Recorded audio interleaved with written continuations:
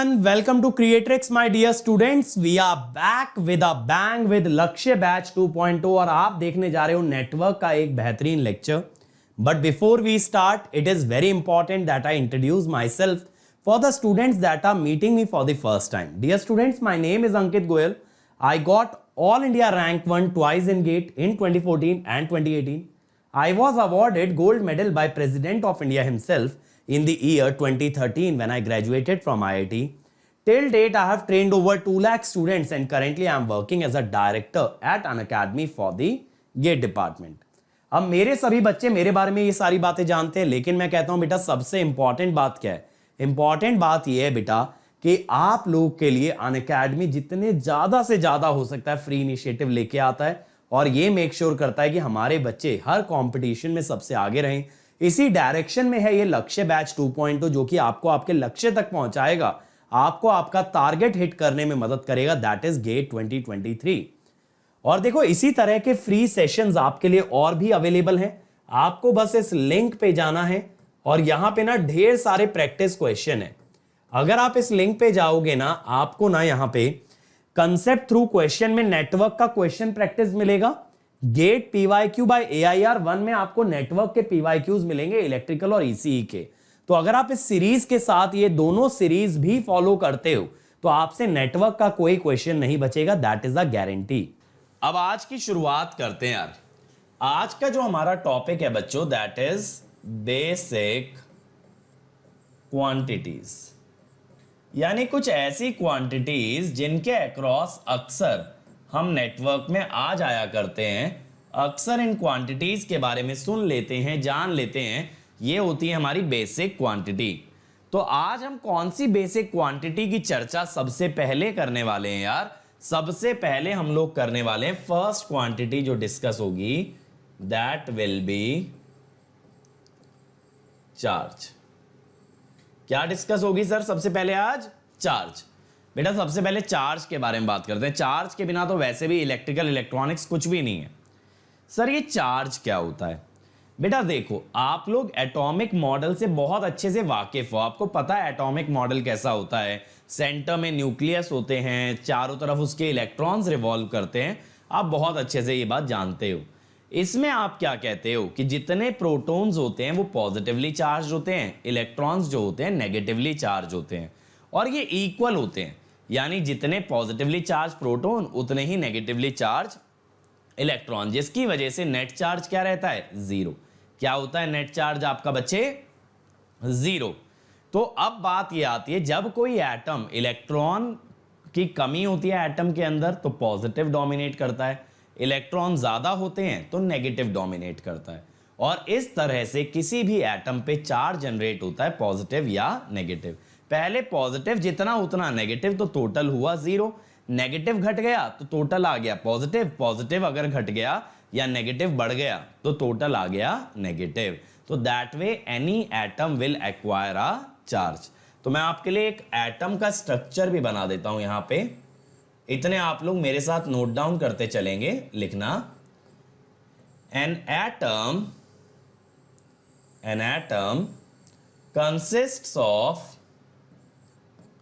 consists of positively charged nucleus. An atom consists of positively charged nucleus surrounded by negatively charged electrons. Surrounded by negatively charged electrons, revolving in circular orbits around the nucleus. ठीक है, ये बात clear हुई. Next point, in a neutral atom ऐसे लिख लेना, number of protons is equal to number of electrons.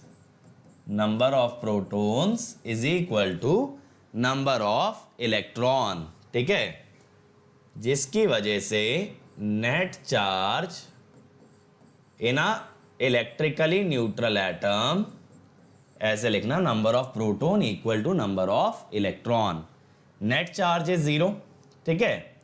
Now if an atom loses electron, if an atom loses electrons, positive charge dominates, positive charge dominates and net charge becomes greater than 0. Net charge become greater than 0. Is that clear? Is that clear? अगला देखो, if an atom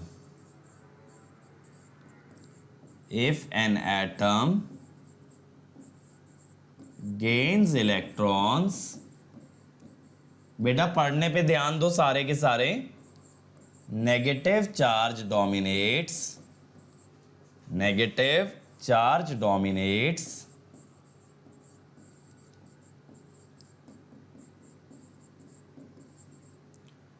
net charge is negative, net charge is negative, ठीक है। ये बात clear हो गई, ये बात क्लियर हो गई। तो एटम के ऊपर चार्ज कैसे आता है? एटम के ऊपर चार्ज तब आता है जब या तो वो इलेक्ट्रॉन्स लेके इलेक्ट्रॉन एक्सेस कर ले, या वो इलेक्ट्रॉन दे के इलेक्ट्रॉन्स की डेफिशिएंसी क्रिएट कर ले। इलेक्ट्रॉन डेफिशिएंसी क्या प्रोवाइड करेगी? पॉजिटिव चार्ज, और बेटा इलेक्ट्रॉन्स की एक्सेस जनरेट करेगी नेगेटिव चार्ज। समझ आया? चार्ज किस तरीके से प्रोड्यूस होगा? एक एटम के अंदर चार्ज पार्टिकल कौन होता है? Proton and electron. तो इलेक्ट्रॉन के लॉस या गेन की मदद से एटम पे नेट चार्ज प्रोड्यूस होता है। अब ये जो चार्ज होता है मेरे भाई, इसकी यूनिट क्या होती है? इसकी यूनिट होती है coulomb. Unit of charge is coulomb, ठीक है। कूलाम साइंटिस्ट का नाम है, इसको सी से दिखाते हैं। अब क्या होता है, स्मॉलेस्ट चार्ज हम मानते हैं, चार्ज ऑन 1 इलेक्ट्रॉन। वैसे इससे छोटे चार्ज एग्जिस्ट करते हैं, पता है, 2/3e और 1/3e एग्जिस्ट करते हैं, लेकिन हम मिनिमम लेके चलते हैं। इलेक्ट्रॉन के चार्ज को ऐसे लिखते हैं, E 1.602 10⁻⁻19 coulomb. That is the smallest charge we assume. That is the smallest charge we assume. क्या कोई चैट में बताएगा भाई कि क्या होते हैं चार्जेस जो कि एक इलेक्ट्रॉन से भी छोटा चार्ज कैरी करते हैं? ऐसे कौन से चार्जेस होते हैं एटम के अंदर which carry the charge fraction of an electron? Fraction of an electron, ठीक है। तो ये सोच के मुझे बताना, अगर नहीं पता है अभी तो बिल्कुल सर्च करके आप कमेंट सेक्शन में कल से पहले लिखेंगे, ताकि मुझे पता चले मेरे कितने बच्चों ने सर्च किया है, ठीक है। तो ये हमारे पास आया एक इलेक्ट्रॉन का चार्ज, ये समझ आया, एक इलेक्ट्रॉन का चार्ज आ गया। तो अब बेटा बिल्कुल सिद्धार्थ ने आंसर पहले ही कर दिया, क्वार्क। क्वार्क। आरुष बेटा अभी हम मैग्नेटिक फील्ड की बात नहीं कर रहे हैं, समझ रहे हो? We are not talking about EMT, we are talking about network. अगर आप इस तरीके से डाइवर्ट हो गए ना तो फिर मेरे लिए बड़ा मुश्किल हो जाएगा नेटवर्क का सिलेबस ड्रैग करना। अब देखो, अब सेकंड डेफिनेशन जो हमें समझनी चाहिए, दैट इज करंट। वैसे तो हमें प्रिसाइजली लिखना चाहिए इलेक्ट्रिक करंट, क्योंकि करंट का मतलब होता है बहाव। करंट का मतलब क्या होता है? बहाव। तो पानी में भी करंट होता है, जैसे नदी में आप जाते हो या समुद्र में जाते हो, अभी मैं गोवा होकर के आया, वहां समुद्र में जो लहरें होती हैं, that is also the water current. तो इसीलिए क्या होता है ना, सिर्फ करंट बोल देना अधूरा है, कायदे से हमें बोलना चाहिए इलेक्ट्रिक करंट। क्या बोलना चाहिए? Electric current. इलेक्ट्रिक करंट बताता है चार्ज का बहाव, कितनी तेजी से चार्ज बहता है एक सिस्टम के अंदर, that is called as electric current. अब देखो मेरे भाई, ध्यान से समझना, आपको यहां पे समझना होगा model of a conductor, model of a conductor. ठीक है, अब सर कंडक्टर का मॉडल कैसा होता है? देखो कंडक्टर के अंदर क्या होता है, अगर ये कंडक्टिंग बार है तो इसमें ना पॉजिटिव चार्जेस होते हैं। सर ये पॉजिटिव चार्ज कहाँ से आया? बेटा देखो मैंने बताया अगर कोई एटम अपना चार्ज या इलेक्ट्रॉन डोनेट कर दे तो वो पॉजिटिवली चार्ज हो जाता है, इलेक्ट्रॉन गेन कर ले तो नेगेटिवली चार्ज हो जाता है। तो यहाँ पे हुआ क्या है, यहाँ पे ना आपके एटम ने इलेक्ट्रॉन छोड़ दिया है, एटम ने इलेक्ट्रॉन छोड़ दिया है। तो देखो ये इलेक्ट्रॉन जो इन्होंने छोड़े होंगे ना वो इस टाइप से चारों तरफ फैले हुए होंगे। अब क्या होता है, किसी भी टेम्परेचर पे ये इलेक्ट्रॉन तितर बितर घूमते रहते हैं, रैंडम मोशन करते हैं, रैंडम मोशन। ठीक है, कभी इधर टकराएंगे कभी उधर टकराएंगे, जैसे इन्होंने दारू पी रखी हो इस टाइप से मूव करते रहते हैं, टक्कर होती रहती है इधर उधर। लेकिन बेटा जैसे ही आप इस कंडक्टर पे इलेक्ट्रिक फील्ड लगाते हो, जैसे ही आप इस कंडक्टर पे इलेक्ट्रिक फील्ड लगाते हो, मान लो आपने ऐसे इलेक्ट्रिक फील्ड अप्लाई कर दी, तो ये जो इलेक्ट्रॉन्स है ना, ये इलेक्ट्रॉन्स का बहना शुरू हो जाता है इलेक्ट्रिक फील्ड से अपोजिट। ऐसा क्यों सर? क्योंकि बेटा इलेक्ट्रॉन पे जो फोर्स लगता है due to electric field that is Q into E, अगर Q नेगेटिव होगा तो F vector is opposite to E vector, तो फोर्स उल्टा लगेगा। इस कारण से एक कंडक्टर के अंदर इलेक्ट्रॉन बहते हैं, इस कारण से एक कंडक्टर के अंदर इलेक्ट्रॉन बहते हैं। अब देखो जो एटम से बाहर आ चुके हैं इलेक्ट्रॉन, जो एटम से आजाद हो चुके हैं, इस तरह के इलेक्ट्रॉन्स को हम क्या कहते हैं? इनको हम कहते हैं फ्री इलेक्ट्रॉन। क्या कहते हैं भाई? Free electron. तो ये फ्री इलेक्ट्रॉन है जो कि इलेक्ट्रिक फील्ड लगने पे फ्लो करते हैं, और फ्लो करने से हम क्या कहते हैं? Current flows. तो करंट क्या है? करंट बताता है कितने रेट से चार्ज एक सिस्टम के अंदर फ्लो करता है। चार्ज क्यों फ्लो करता है? कि जब हम इलेक्ट्रिक फील्ड लगाते हैं तो जितने भी फ्री चार्जेस होते हैं वो अपनी जगह को छोड़ के मूव करने लगते हैं, वो अपनी जगह को छोड़ के मूव करने लगते हैं। किसके अपोजिट? इलेक्ट्रिक फील्ड के अपोजिट। समझ में आया करंट कैसे फ्लो करता है? ये बात समझ में आई करंट कैसे फ्लो करता है? तो आप यहां पे क्या बोलोगे? Current describes, current describes the rate of flow, the rate of flow of charge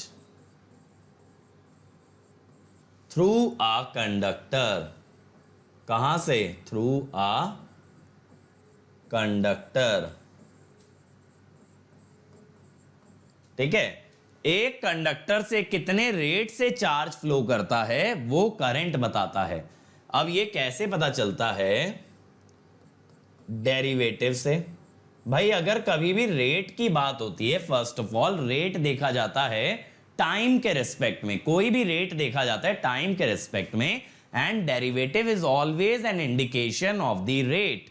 derivative is an indication of the rate. Prathamesh ये इनबिल्ट इलेक्ट्रिक फील्ड नहीं है, ये एक्सटर्नल इलेक्ट्रिक फील्ड है। बेटा ये इलेक्ट्रिक फील्ड जो है दिस इज एक्सटर्नल। क्या होता है ना, कभी भी कोई भी बॉडी इंटरनल फोर्स के कारण मोशन प्रोड्यूस नहीं कर सकती, तो उसको एक्सटर्नल फोर्स चाहिए होता है, इसीलिए एक्सटर्नल इलेक्ट्रिक फील्ड लगाते हैं। बट अभी मैकेनिक्स में इतना नहीं घुस जाते। ठीक है, अब देखो तो हम कहते हैं current is equal to charge crossing a particular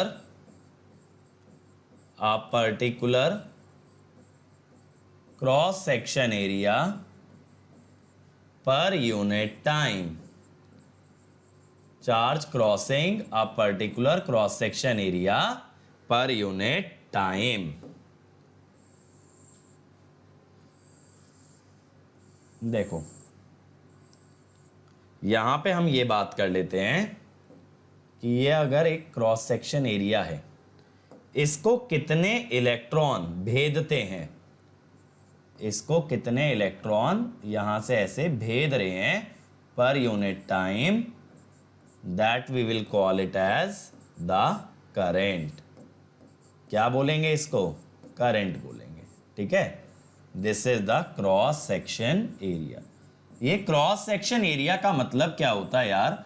देखो, किसी भी दिशा में अगर कोई भी बहाव है, पानी का बहाव है, चार्ज का बहाव है, कोई भी बहाव है किसी एक पर्टिकुलर डायरेक्शन में, तो उसके परपेंडिकुलर जो एरिया होता है उसे कहते हैं क्रॉस सेक्शन एरिया। क्या बोलते हैं उसे? Cross section area. तो क्रॉस सेक्शन एरिया आगे लाइफ में कभी भी एनकाउंटर करो तो बोलना क्रॉस सेक्शन एरिया का मतलब होता है एक पर्टिकुलर एरिया जो कि परपेंडिकुलर हो to a certain direction. Area perpendicular to a certain direction is called as the cross section area. इतनी बात क्लियर हुई भाई बढ़िया तरीके से? तो इस पे एक सवाल देख लें यार। देखो, a current of 0.5 ampere is drawn by a filament of an electric bulb for 10 minutes. Find the amount of electric charge. A current of 0.5 ampere is drawn by a filament of electric bulb for 10 minutes. Find the charge that flows through the circuit. बेटा ये वाली class कल से 6:30 बजे रहेगी रोज 6:30 PM। तो 5 बजे से 6, सवा 6 तक विशाल सर लेंगे, फिर 6:30 बजे से मैं लूंगा, ताकि आपकी दोनों क्लास 15-20 मिनट के ब्रेक पे हो जाएं, आपको बार बार ज्वाइन ना करना पड़े या फिर बार बार आपको ऐसा ना लगे कि फ्लो टूट रहा है। प्रथमेश कह रहे हैं 300 कूलाम। चलो देख लेते हैं यार। देखो, अब जो करंट होता है वो होता है dq/dt, लेकिन इसने क्वेश्चन उल्टा पूछा है। इसने पूछा है चार्ज बाय गिविंग करंट। अगर करंट कांस्टेंट है, इंटीग्रेशन के बाहर कब आएगा? When current is constant. तो I इंटू टाइम। तो हम यहां पे कह देते हैं चार्ज। अच्छा, कभी भी देखो ऐसे डायरेक्टली मत याद करना कि करंट इंटू टाइम चार्ज होता है। करंट का integration with respect to time charge होता है। 300 कूलम। ठीक है, तो यहां पे जो आपका चार्ज आएगा that will be 300 coulomb. Siddharth पूछ रहे हैं सर मेन रीजन क्या है direction of current to be taken opposite to the flow of electron? बेटा यहां पे आप ये कह सकते हो कि अगर हम बात करें करंट की, तो हमने क्या डिफाइन किया? सबसे पहले drift velocity I which was equal to mu E. तो हमने क्या बोला? कायदे से एक चार्ज की वेलोसिटी होनी चाहिए in the direction of electric field. But ऐसा कौन सा चार्ज होता है? ऐसा चार्ज होता है पॉजिटिव चार्ज। तो हम किसे रेफरेंस लेके चलते हैं? ज्यादातर पॉजिटिव चार्ज को, जिससे हमारी जिंदगी काफी आसान हो जाती है, क्योंकि फोर्स भी इलेक्ट्रिक फील्ड की डायरेक्शन में होता है, पोटेंशियल डिफाइन करने में आसानी होती है, हर तरह से चीजें इजी होती हैं। इस वजह से हम क्या बोलते हैं? पॉजिटिव चार्ज को रेफरेंस, तो उसी की डायरेक्शन में करंट लेते हैं। इसमें कांस्टेंट क्यों नहीं ऐड हुआ? इसने बोला है इलेक्ट्रिक चार्ज कितना फ्लो करेगा सर्किट से। कांस्टेंट ऐड होने का मतलब क्या होता? कि वो चार्ज ठहरा हुआ है या वो चार्ज सिस्टम में पहले से प्रेजेंट है। हम बात कर रहे हैं कितना चार्ज बह रहा है, कितना चार्ज फ्लो कर रहा है। ठीक है कुंदन? या तो ऐसे सोच लो, यहां पे आपके पास टाइम में फाइनाइट लिमिट थी ना, 0 से लेके 300 सेकेंड तक। तो यार जब फाइनाइट इंटीग्रेशन करोगे तो ऑब्वियसली उसके अंदर डेफिनेट इंटीग्रल के अंदर कोई कांस्टेंट नहीं आएगा। ऐसे ही अगला देखो, a conductor has a constant of 5 ampere, constant current of 5 ampere, how many electrons pass a fix point on the conductor in 1 minute? चलो बताओ। ठीक है, जल्दी बताओ। एक कंडक्टर का कांस्टेंट करंट है 5 एम्पियर का, आपको बताना है कितने इलेक्ट्रॉन एक फिक्स पॉइंट को क्रॉस करते हैं 1 मिनट के अंदर। वरुण बेटा इस बैच में 5 बजे सिग्नल चलता है और कल से 6:30 बजे आपका नेटवर्क्स चलेगा। चलो बताओ, फटाफट बताओ।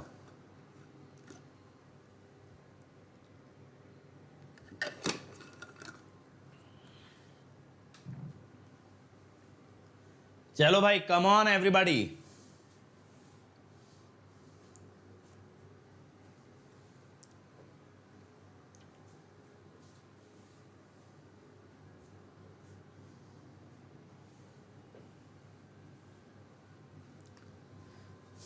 प्रथमेश कह रहे हैं 1.875 इंटू 10⁻20। चलो देखते हैं, बाकी लोग भी बताओ यार। 480 इंटू 10⁻−19। बेटा 1 इलेक्ट्रॉन से कम इलेक्ट्रॉन कैसे हो सकते हैं अभिनव? एक से कम इलेक्ट्रॉन कैसे आ सकते हैं बताओ? चलो देखें। अब देखो, again charge equal to current into time. आप बोलोगे सर अभी आप ही ने मना किया था, अब आप ही लिख रहे हो करंट इनटू टाइम। बेटा लिख सकते हैं कब? व्हेन I इज कांस्टेंट, ऐसा लिख सकते हो, लेकिन तब जबकि करंट आपका कांस्टेंट रहे। ठीक है, तो 5 एम्पियर इंटू 10, 1 मिनट है, 300 कूलम। लेकिन इसने पूछा है number of electron, number of electrons. इसको अगर मान लो n, तो देखो चार्ज होता है n into E.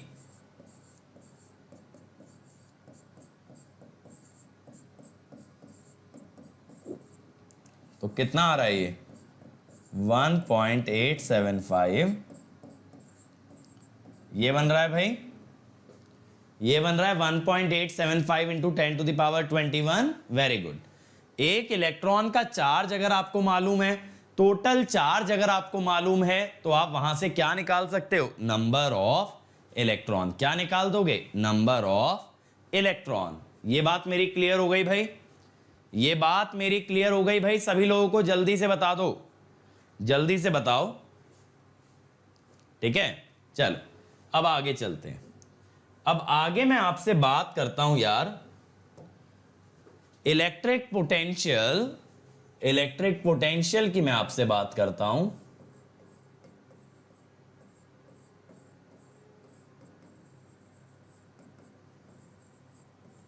And potential difference.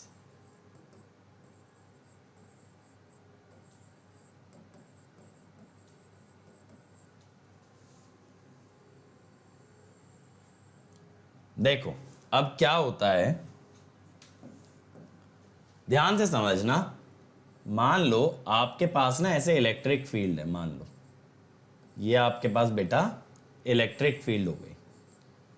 अब आपके पास एक पॉजिटिव चार्ज है, अब आपके पास एक पॉजिटिव चार्ज है, ये रहा। इस पे फोर्स किधर लगेगा मेरे भाई? इस पे फोर्स लगेगा in the direction of electric field. अब अगर आप इस चार्ज को, अगर आप इस चार्ज को इधर मूव कराएं, सपोज एक ए पॉइंट से बी पॉइंट तक, यार इलेक्ट्रिक फील्ड चार्ज को भेजना चाह रही है राइट हैंड साइड। आप किस तरफ लेके जा रहे हो? आप लेके जा रहे हो लेफ्ट हैंड साइड, यानी इलेक्ट्रिक फील्ड को आप अपोज कर रहे हैं। आप उस इलेक्ट्रिक फील्ड को अपोज कर रहे हैं, उसके अगेंस्ट में हैं। तो इस चार्ज को मूव कराने में आपको ताकत लगानी पड़ेगी, आपको फोर्स लगाना पड़ेगा, आपको वर्क करना पड़ेगा, आपको वर्क करना पड़ेगा। तो हम क्या बोलेंगे? Work must be done, work must be done by external agent, by external agent in order to move, in order to move charge against, charge against electric field, charge against electric field.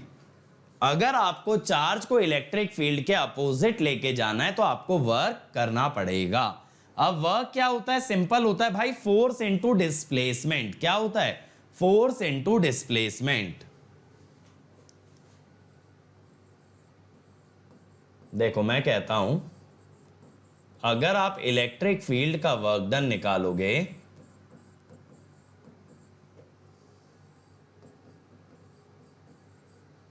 तो कैसे निकलेगा,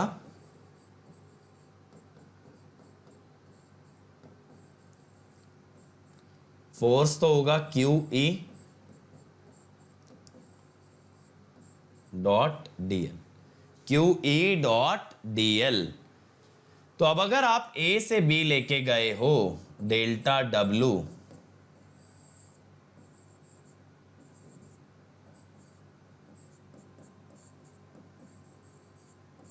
ये हो गया, ये हो गया भाई।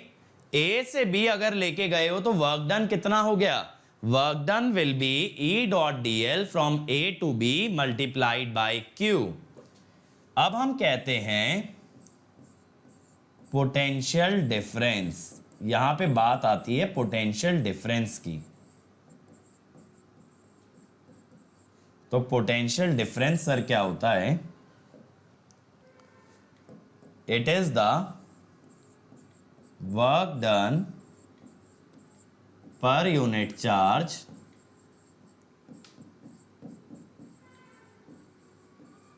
फॉर moving a charge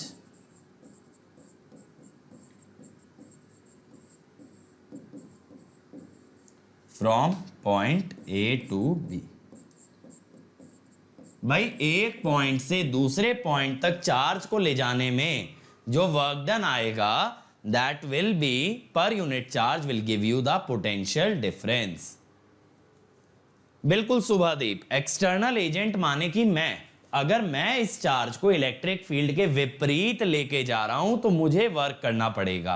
अभी तो देखो हमने इलेक्ट्रिक फील्ड का वर्क डन निकाला, अब मैं कहता हूं अगर एक्सटर्नल एजेंट की बात करते, since external agent applies force opposite to field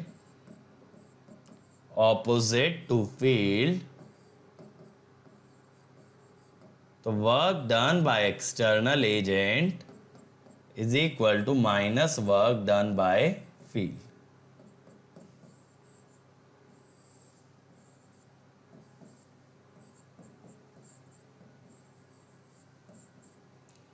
और वर्क डन को हम लिखते हैं, या फिर ऐसा भी रहने दो, this is the work done by external agent. ऐसे सोचो ना, इलेक्ट्रिक फील्ड अगर राइट में ले जाना चाह रही थी और आप उसे लेफ्ट में ले जाना चाह रहे हो तो जो भी वर्क डन इलेक्ट्रिक फील्ड का होगा आपका वर्क डन उससे नेगेटिव होगा, क्योंकि आपका फोर्स उससे अपोजिट है, आपका फोर्स उससे अपोजिट है। अब आपने क्या बोला, potential difference delta V is work done by external agent per unit charge। तो ये क्या हुआ, माइनस ए से B E dot D L, इसे कहते हैं पोटेंशियल डिफरेंस। तो आप क्या कहते हो, वी बी माइनस वी ए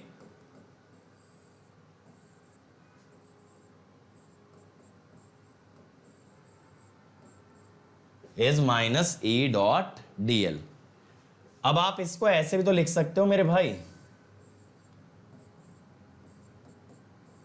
E D L cos theta. Sir ये थीटा क्या ले आया, अब आप तो कंफ्यूज कर दे रहे हो sir. Theta is angle between E vector and D L vector. अब एक चीज समझना, इफ थीटा इज 180, ध्यान से सुनना, if theta is 180 cos 180 will be -1, minus minus हो गया प्लस, प्लस आया तो VB माइनस VA पॉजिटिव हुआ, इसका मतलब VB greater than VA, VB greater than VA। अब अगला देखो, अगर थीटा 0 डिग्री हुआ, cos 0 आएगा 1, VB माइनस VA नेगेटिव होगा, तो VB will be less than VA। इस बात से हम क्या समझ पा रहे हैं यहां पे, अगर इलेक्ट्रिक फील्ड और डिस्प्लेसमेंट, इलेक्ट्रिक फील्ड और डिस्प्लेसमेंट सेम डायरेक्शन में हुए तो VB will be less than VA। दोनों अपोजिट डायरेक्शन में हुए तो VB will be greater than VA, VB will be greater than VA। बेटा देखो, मेरे साथ साथ लिखा करो जब मैं मैथमेटिकल डेरिवेशन कर रहा हूं, और जब मैं समझाता हूं अगर कुछ छूट जाया करे तब नोट डाउन कर लिया करो, बट कान में ईयरफोन लगा के लगातार सुनते रहा करो मेरी बात को। तो देखो, इस बात से हम लोग क्या समझे, अगर इलेक्ट्रिक फील्ड की डायरेक्शन में डिस्प्लेसमेंट हुआ तो तब VB will be less than VA। Electric field के अपोजिट अगर डिस्प्लेसमेंट हुआ, VB will be greater than VA। इसका मतलब इलेक्ट्रिक फील्ड के अपोजिट डायरेक्शन में जाने से पोटेंशियल बढ़ता है, इलेक्ट्रिक फील्ड के सेम डायरेक्शन में जाने से पोटेंशियल घटता है। समझ में आया? Electric potential increases in a direction opposite to the electric field, electric potential reduces in a direction same as the electric field. और देखो बेटा, साथ साथ नोट्स बनाओ, जितनी चीजें अगर कुछ एक पॉइंट्स मिस भी हो गए जो मैंने बोर्ड पे लिखे थे वो आप बाद में भी अपना कंप्लीट कर सकते हो।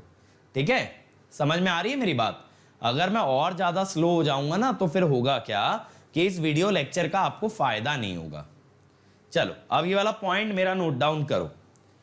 इफ द मोशन, या इफ वी मूव, ऐसे लिख लो, if we move in same direction as the electric field, if we move in the same direction of electric field, then electric potential reduces, electric potential reduces, and if we move in a direction opposite to electric field, if we move in a direction opposite to electric field, electric potential, if we move in a direction opposite to electric field, electric potential increases, electric potential increases। अच्छा, अब एक चीज देखना यार,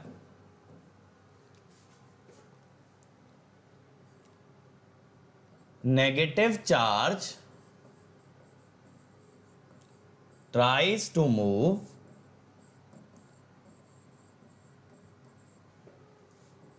opposite to electric field. ये तो हम सभी जानते हैं, इलेक्ट्रिक फील्ड से अपोजिट जाने की कोशिश करता है, और in direction of increasing potential.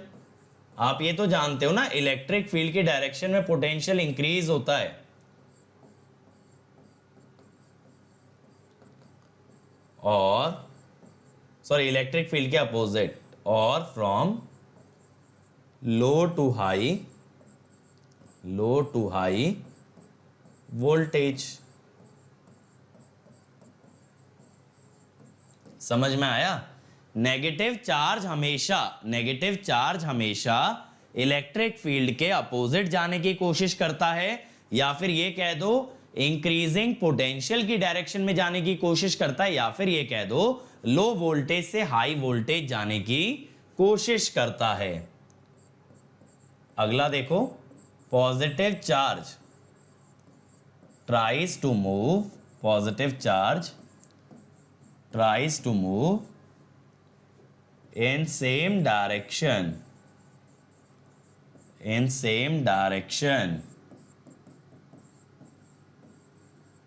as electric field, or in the direction of reducing voltage or from high to low voltage। सही है, high V to low V। तो बहुत सारे लोग ना ये बात डायरेक्टली याद रखते हैं कि सर पॉजिटिव चार्ज तो हाई वोल्टेज से लो वोल्टेज जाएगा और नेगेटिव चार्ज लो वोल्टेज से हाई वोल्टेज जाएगा, लेकिन उसका प्रूफ सारा का सारा इतना होता है। प्रूफ छोटा नहीं है, प्रूफ काफी लंबा है। समझ में आया ना मेरी बात? तो अब देखो हमारे पास पोटेंशियल क्या आ गया, पोटेंशियल डिफरेंस।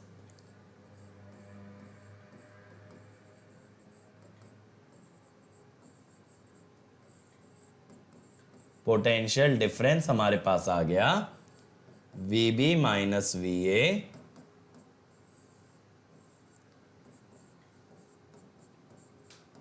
सही है। अब देखो if we assume मैंने देखो ये वाला पार्ट ना आपका EMT से उठा लिया है, potential at infinity to be zero.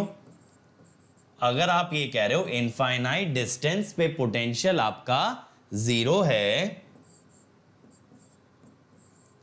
तो अगर आप ए वाला पोटेंशियल इंफिनिटी पे मान लो, सॉरी ए वाला आपने इंफिनिटी पे अगर मान लिया,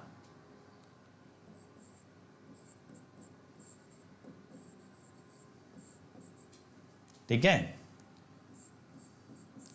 तो बेसिकली पोटेंशियल क्या हो गया, एक पर्टिकुलर चार्ज को इंफिनिटी से लेकर के बी तक आने में जो पोटेंशियल आएगा वो ये आएगा। तो बी पॉइंट का पोटेंशियल क्या हुआ बेसिकली कि चार्ज पर work done per unit charge in bringing a charge from infinity to a particular point. Okay, from infinity to a particular point. ये बात क्लियर हुई? ठीक है, ये नोट डाउन कर लिया ना? नहीं नोट डाउन किया तो वीडियो थोड़ा सा पीछे करके नोट डाउन कर लो, या चलो इसको मैं यहीं लिखा रहने देता हूं, आप लोग लिखो एक statement. Potential, electric potential at any point, electric potential at any point is defined as the work done, is defined as the work done per unit charge, work done per unit charge in bringing a charge from, in bringing a charge from infinity to a particular point, in bringing a charge from infinity to a particular point, from infinity to a particular point। तो देखो अगर दो finite points के बीच में move कराओगे तो क्या आएगा, पोटेंशियल डिफरेंस। इंफिनिटी से एक पॉइंट पे लेके आओगे तो दैट विल बी पोटेंशियल। समझ आया दोनों में फर्क? पोटेंशियल क्या है, work done per unit charge जब इंफिनिटी से एक पॉइंट तक आता है। अब दो फाइनाइट पॉइंट के बीच में जाता है तो वहां क्या मिलता है, पोटेंशियल डिफरेंस। तो ये वाला पॉइंट भी लिख लेना, potential difference is defined, potential difference is defined for motion between two finite points, for motion between two finite points, whereas potential is defined, whereas potential is defined for motion between infinity to a particular point, between infinity to a particular point। Clear हुआ? तो भाई यहां पे हमें potential clear हो गया, यहां पे हमें क्या क्लियर हो गया, पोटेंशियल।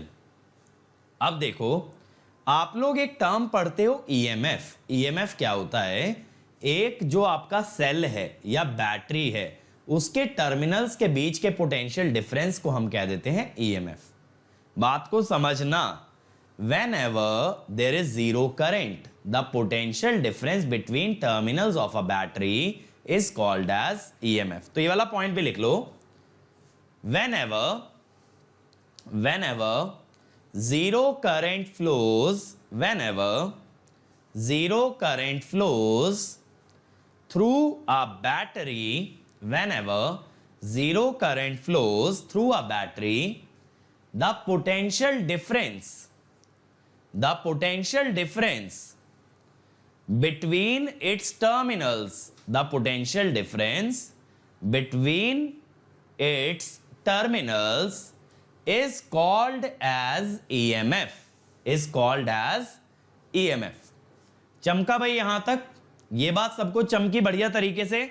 EMF क्या होता है? बहुत सारे लोग ना मुझसे EMF और वोल्टेज में डिफरेंस पूछते हैं। तो बेटा EMF कुछ भी नहीं है, एक बैटरी के टर्मिनल्स का पोटेंशियल डिफरेंस है। लेकिन कब? जब जीरो करंट की बात होगी, कोई चार्ज जब फ्लो नहीं कर रहा है, then whatever is the potential difference between the two terminals, that is called as EMF. अच्छा, अब एक चीज और देखो मेरे भाई,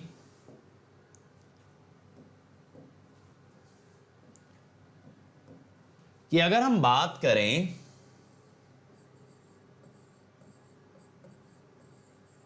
work done bye a battery,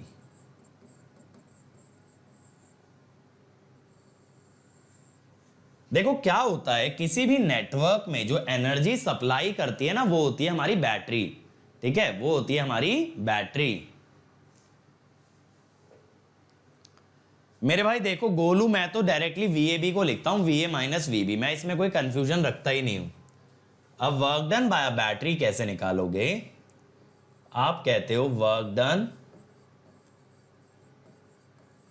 पर यूनिट चार्ज क्या होता है? यही डेफिनेशन अभी दी है ना आपने।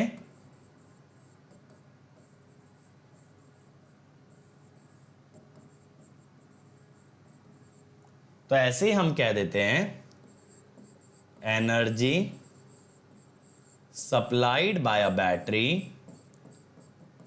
Energy supplied by a battery is equal to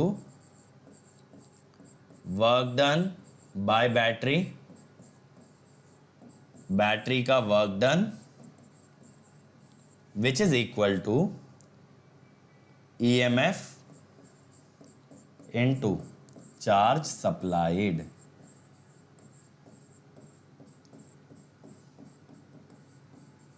देखो यहां पे क्या मतलब हुआ, अगर एक बैटरी ले ली जाए,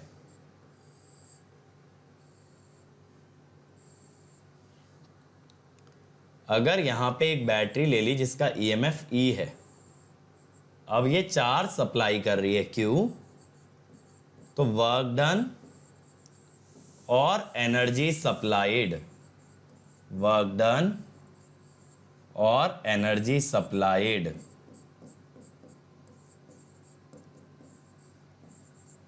is Q into E, is Q into E।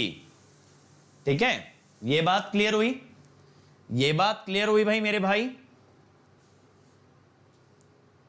Kundan बेटा करंट जो है ना, vector laws of addition, vector laws of addition को फॉलो नहीं करता, इसीलिए करंट को स्केलर बोलते हैं। ठीक है, ये बात क्लियर हो गई ना? तो वर्क डन बाय बैटरी, देखो ये क्वेश्चंस में बहुत काम आएगा जब मैं कैपेसिटर की बात करूंगा कि बैटरी ने कितनी एनर्जी दी। आप बोलोगे that is Q into E, Q into E। ये E क्या है भाई? इलेक्ट्रिक फील्ड नहीं है ये EMF है, EMF। ठीक है, तो देखो आजकल हम आज के दिन तो देखो हम लोग यहीं तक रखेंगे, हम लोग इसके बाद जो है ना पावर के बारे में बात करेंगे, बट पावर के लिए साइन कन्वेंशन की बात आएगी, कब एक पावर डिलीवर होती है, कब पावर आपकी एब्जॉर्ब होती है, ये सब चीजों पे हम लोग बात करेंगे, लेकिन नेक्स्ट लेक्चर में। बात समझ रहे हो? ये सब चीजों पे बातें होंगी लेकिन नेक्स्ट लेक्चर के अंदर होंगी। तो आज हम लोग लेक्चर को यहीं तक रखेंगे। कल से क्लास, ध्यान से नोट डाउन कर लो, कल से क्लास स्टार्ट होगी 6:30 बजे। ठीक है, कल से हम 6:30 बजे स्टार्ट करेंगे। Is that clear? और देखो ये मेरा टेलीग्राम चैनल है बेटा, यहां पे बहुत सारे पीडीएफ्स हैं आपके लिए, सारे नोटिफिकेशन है, जितनी भी क्लासेस हम लोग लेते हैं, जो भी ऑफर्स आते हैं, सब आपको यहां पे मिलेगा। तो इस कम्युनिटी का हिस्सा बने। This is going to be the biggest community of electrical and electronics engineers. और जो बच्चा एकदम स्ट्रक्चर्ड वे में तैयारी करना चाहता है वो अनअकैडमी ज्वाइन करे। अनअकैडमी का आइकॉनिक सब्सक्रिप्शन आपको क्लासेस और स्टडी मटेरियल के अलावा देता है पर्सनल कोच। ये पर्सनल कोच खुद एक गेट एंड ईएससी टॉपर होता है जो आपको पूरे कंसेप्ट अच्छे से एक्सप्लेन करेगा। जो भी आपकी क्वेरीज हैं, कभी भी आप डिमोटिवेटेड डाउन फील करते हो तो आपका मोटिवेशन लेवल रेज करेगा। ये ना आपका एक टाइम टेबल बनवा देगा जो कि हर बच्चे के लिए अलग हो सकता है, वर्किंग के लिए अलग, कॉलेज के लिए अलग, ड्रॉपर के लिए अलग। तो पूरा एक प्लान बनेगा आपका। इवन टीचर्स आपको अलग से मोटिवेट करते हैं इन स्टडी बूस्टर सेशन। आपके टेस्ट रिजल्ट्स के बेसिस पे आपको बताया जाता है आपकी स्ट्रेंथ्स और वीकनेस। इवन यहां आपको ना असाइनमेंट्स भी दिए जाते हैं, आपको एक्स्ट्रा स्टडी मटेरियल मिलता है बेटा, और डेडिकेटेड डाउट इंस्ट्रक्टर होते हैं, यानी आप 1-to-1 सेशन बुक करके अपने टेक्निकल क्वेरी भी पूछ सकते हो। और इसके अलावा जितने बेनिफिट आपको प्लस सब्सक्रिप्शन में मिलते हैं वो सब आइकॉनिक में मिलता है, जैसे लाइव और रिकॉर्डेड क्लास, हर संडे का test, well structured courses, rank improvement batches, crash courses और अनलिमिटेड एक्सेस, जहां आप जिस टीचर का लेक्चर चाहें देख सकते हैं। ये प्लस के बेनिफिट आइकॉनिक में भी होंगे, लेकिन आइकॉनिक के बेनिफिट आपको प्लस में नहीं मिलेंगे। और देखो, अगर आइकॉनिक लेते हो 1 ईयर का 4700 पर मंथ पड़ेगा। जैसे ही अंकित ईएससी कोड लगाओगे ये हो जाएगा 4200 पर मंथ, और 2 ईयर का लोगे और किफायती है बेटा 3000 पर मंथ में। अब द बेस्ट पार्ट इज कि ये अमाउंट आप पे कर सकते हो मंथली बेसिस पे, ठीक है, ईएमआई की फॉर्म में, और या फिर आप इसको पार्शियली पे भी कर सकते हो, मतलब 2-3 पार्ट्स में डिवाइड करके। और अगर बियर कर सकते हो तो 1 टाइम पे कर सकते हो, credit card, debit card, net banking से। और ये भी कुछ ना हो पाए, you are really financially challenged, तो आप अनअकैडमी से लोन अप्रूव करा सकते हो, जहां पे ये अमाउंट आप बाद में भी दे सकते हो। लेकिन ये ध्यान रहे, डिस्काउंट और मेरी पर्सनल गाइडेंस के लिए कोड लगाना है अंकित ईएससी। और अगर ये अफोर्डेबल ना हो तो इससे सस्ता सब्सक्रिप्शन है आपका प्लस। यहां पे कुछ फीचर डेफिनेटली मिसिंग है, लेकिन बेटा अगर कोई बच्चा मोटिवेटेड है तो यहां पे आपको कंटेंट वाइज कंप्लीट चीजें दी जाती हैं जिससे कि आप रैंक निकाल सकते हो। आइकॉनिक में आपको लाइव मेंटोरिंग प्रोडक्ट मिलता है, जहां 1-to-1 मेंटोरशिप दी जाती है। ये सेशन आप बुक कर सकते हो, अपने मेंटोर से इंटरैक्ट कर सकते हो और वो आपकी सारी क्वेरीज आंसर करेगा। और अनअकैडमी में देखो, अब आपका एक भी डाउट नहीं रहेगा अनआंसर्ड। आपको बस क्या करना है, डाउट की फोटो आपको क्लिक करनी है, उसे अपलोड करना और हमें बताना है आपको किस लैंग्वेज में उसका वीडियो सोल्यूशन चाहिए। हम आपके हर क्वेश्चन का वीडियो सोल्यूशन बना के देते हैं, सिर्फ आपको उसका हिंट नहीं, आपको उसका कंप्लीट सोल्यूशन दिया जाएगा। और एट अ टाइम आप 1 बाय 1 करके 3 डाउट अपलोड कर सकते हो, और जैसे जैसे आपको आंसर मिलता जाएगा आप और डाउट्स अपलोड कर पाओगे। और देखो, अगर कोई भी क्वेरी अनअकैडमी सब्सक्रिप्शन से रिलेटेड तो please call on this number. यहां आपको लेटेस्ट ऑफर, सब्सक्रिप्शन और जर्नी से रिलेटेड हर क्वेरी को आंसर किया जाएगा, लेकिन कोड याद रखें, अंकित ईएससी। ओके, तो यहां से वीडियो काट लेना, इसके बाद हम लोग लेक्चर पूरा प्ले करेंगे। So thank you everybody. I hope you enjoyed the lecture. So please like, share and subscribe to this channel and comment on the video कि आपको वीडियो कैसा लगा। फिर मिलेंगे अगले वीडियो में इसी जोश और इसी कंसेप्ट के साथ। Let's crack it.